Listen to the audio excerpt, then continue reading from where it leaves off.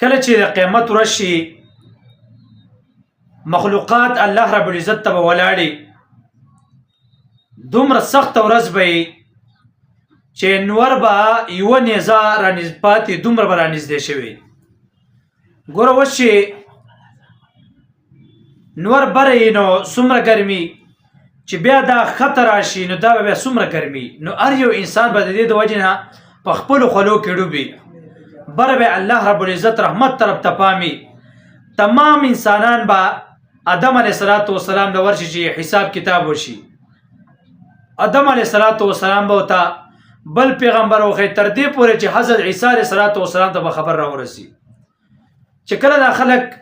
عیسی علیه السلام له ورشي چې الله رب العزت نه سوال وکړه چې الله رب العزت حساب کتاب شروع کی هغه به ته وایي ورشي جناب نبی کریم صلی الله علیه وسلم له چې هغه د الله رب العزت نه سوال وکړي شفاعت وکړي نو پیغمبر علیه السلام نه چې کله راشي پیغمبر علیه السلام په سجده باندې پریوزي وایي سجده به دومره وکړي الله رب العزت په ته وفرمایي ارفع رأسک سر دې اوچت کا چې څه غواړې ستا شفاعت به هم قبلېږي او ستا سوال به هم قبلېږي نو هغه وخت نه بیا حساب کتاب شروع شي چې کله حساب کتاب شروع کېږي نو قیامت ورځ به الله رب العزت په فرشتو ته حکم وکړي دوی به جهنم راوړي چې کله جهنم راوړي جهنم اور دا انتهایی ګرم اور دی د دې خشاک انسانان دی او کاڼي دي داسې ګرم اور دی حدیث مبارک کې راځي پیغمبر علیه السلام فرمایي وایي دومره ګرم اور دی دومره چې د دنیا دا اور دا د جهنم د اور اویایمه حصه ده 70 حصه ده نو دا دومره ګرم دی چې بیا دا ټوټل حصې را جمع شي نو دا بیا څومره ګرمي دې د وجې نه جهنم اور به بیخي ګرمي او بل حدیث کې راځي پیغمبر علیه السلام فرمایي چې کله جهنم راوړي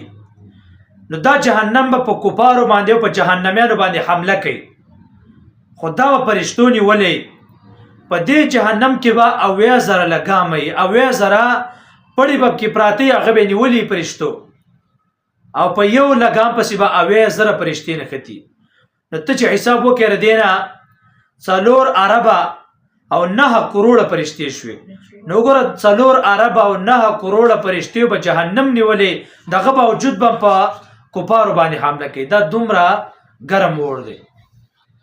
دیو جنا چې کله قیامت راشي جناب نبی کریم صلی الله علیه وسلم به حساب کتاب الله رب العزت ته سوال وکي الله تبا سوال وکي چې یا الله حساب کتاب شروع شه خلک تنگ شوي نو الله به حساب کتاب شروع کی نو داسې یو عظیم یو لوی پیغمبر دی او پیغمبر علیه السلام فرمایي زه اخره نبی یم او تاسو اخره امت لیکن چې زما امتی